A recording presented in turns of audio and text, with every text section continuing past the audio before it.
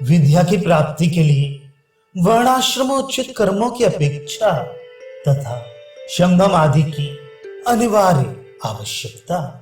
विधान दर्शन तीसरा अध्याय चौथा पाद 26वां सूत्र। इसके सिवा विद्या की उत्पत्ति के लिए समस्त वर्णाश्रमों उचित कर्मों की आवश्यकता है, क्योंकि यज्ञ आदि कर्मों को ब्रह्म विद्या में हेतु बताने वाली श्रुति है। जैसे घोड़ा योग्यता अनुसार सवारी के काम में ही लिया जाता है, प्रासाद पर चढ़ने के कार्य में नहीं, उसी प्रकार कर्म विद्या की उत्पत्ति के लिए अपेक्षित है, मोक्ष के लिए नहीं। व्याख्या, ये सर्वेश्वर है, ये समस्त प्राणियों का स्वामी है इत्यादि वचनों से परमेश्वर के स्वरूप का वर्णन करके श्रुति में कहा है कि इस परमेश्वर को ब्राह्मण लोग निष्काम भाव से किए हुए स्वाध्याय, यज्ञ, दान और तप के द्वारा जानने की इच्छा करते हैं। इसी को जानकर मनुष्य मननशील होता है। इस सन्यासियों के लोक को पाने की इच्छा से मनुष्यगण संन्यास ग्रहण करते हैं इत्यादि। तथा दूसरी श्रुति में भी कहा है कि जिस परम पद का सब वेद बार बार प्रतिपादन करते हैं, समस्त तप जिसका लक्ष्य कराते हैं, अर्थात जिसकी प्राप्ति के साधन है, तथा जिसको चाहने वाले लोग ब्रह्मचर्य का पालन करते हैं, उस पद को मैं तुझे संक्षेप में कहता हूं इत्यादि। श्रुति के इन वचनों से यह सिद्ध होता है कि परमात्मा के तत्व को जानने के लिए सभी वर्णाश्रमों उचित कर्मों की आवश्यकता है। इसलिए भगवान ने भी गीता में कहा है कि यज्ञ, दान और तप ये कर्म त्याज्य नहीं है, इनका अनुष्ठान तो करना ही चाहिए, क्योंकि यज्ञ, दान और तप ये मनुष्य पुरुषों को पवित्र करने वाले हैं। अर्जुन, इनका तथा अन्य सब कर्मों का भी अनुष्ठान, फल और आसक्ति को त्याग कर ही करना चाहिए। यही मेरा निश्चित किया हुआ उत्तम मत है। जिसका जैसा अधिकार है उसी के अनुसार शास्त्रों में वर्ण और आश्रम संबंधी कर्म बताए गए हैं। अतः ये समझना चाहिए कि सभी कर्म सब साधकों के लिए उपादेय नहीं होते, किंतु श्रुति में बतलाए हुए ब्रह्म प्राप्ति के साधनों में से जिस साधन को लेकर जो साधक अग्रसर हो रहा है, उसे अपने वर्ण, आश्रम और योग्यता अनुसार अन्य शास्त्र विहित कर्मों का अनुष्ठान भी निष्काम भाव से करते रहना चाहिए।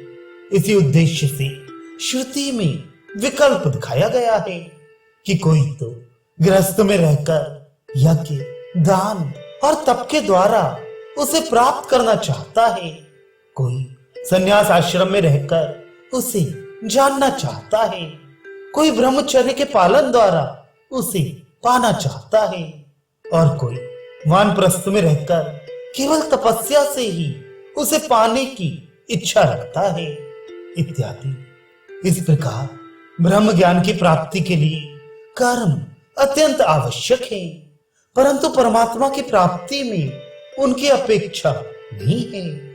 ब्रह्म विद्या से ही उस फल की सिद्धि होती है। इसके लिए सूत्रकार ने अश्व का दृष्टांत दिया है। जैसे योग्यता अनुसार घोड़ा सवारी के काम में लिया जाता है, प्रासाद पर चढ़ने के कार्य में नहीं, उसी प्रकार कर्म ब्रह्म विद्या की प्राप्ति में सहायक है, ब्रह्म के साक्षात्कार में नहीं। परमात्मा की प्राप्ति के लिए क्या ऐसे विशेष साधन भी हैं जो सभी वर्ण, आश्रम और योग्यता वाले साधकों के लिए समान भाव से आवश्यक हों? इस जिज्ञासा पर कहते हैं 27वां सूत्र। अन्य कर्म आवश्यक न होने पर भी साधक को शम, दम, तितिक्षा आदि गुणों से संपन्न होना चाहिए, क्योंकि उस ब्रह्म विद्या के अंग रूप से उन शम, दम आदि का विधान होने के कारण उनका अनुष्ठान अवश्य कर्तव्य है। व्याख्या। श्रुति में पहले ब्रह्मवेत्ता के महत्व का वर्णन करके कहा गया है कि ब्रह्मवेत्ता की महिमा नित्य है। यह न कर्मों से बढ़ती है और न घटती है। इस महिमा को जानना चाहिए। ब्रह्मवेत्ता की महिमा को जानने वाला पाप कर्मों से लिप्त नहीं होता। इसलिए उस महिमा को जानने वाला साधक शांत, अंतःकरण का संयमी, दांत, इंद्रियों का संयमी, उपरत, तितिक्षु और ध्यान में स्थित होकर आत्मा में ही आत्मा को देखता है।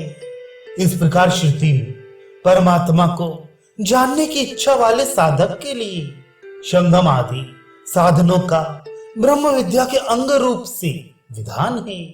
इस कारण उनका अनुष्ठान करना साधक के लिए परम आवश्यक हो जाता है। अतः जिस साधक के लिए वर्ण, आश्रम के यज्ञादि कर्म आवश्यक ना हो, उसको भी इन शम, दम, तितिक्षा, ध्यानाभ्यास आदि साधनों से संपन्न अवश्य होना चाहिए। सूत्र में आई हुई तथापि शब्द से उपर्युक्त भाव तो निकलता ही है। उसके सिवा यह भाव भी व्यक्त होता है कि अधिकांश साधकों के लिए तो पूर्व सूत्र के कथनानुसार अपने अपने वर्ण और आश्रम के लिए विहित सभी कर्म आवश्यक है, किंतु वैराग्य और उपरति आदि किसी विशेष कारण से किसी किसी के लिए अन्य कर्म आवश्यक ना हो, तो भी शमदम आदि का अनुष्ठान तो अवश्य होना चाहिए। श्रुति में कहीं कहीं यह वर्णन भी मिलता है कि प्राण विद्या के रहस्य को जानने वाले के लिए कोई अन्न अभक्ष्य नहीं होता। इसलिए साधक को अन्न के विषय में भक्ष्य अभक्ष्य का विचार रखना चाहिए या नहीं, इस जिज्ञासा का समाधान अगले प्रकरण में करते हैं।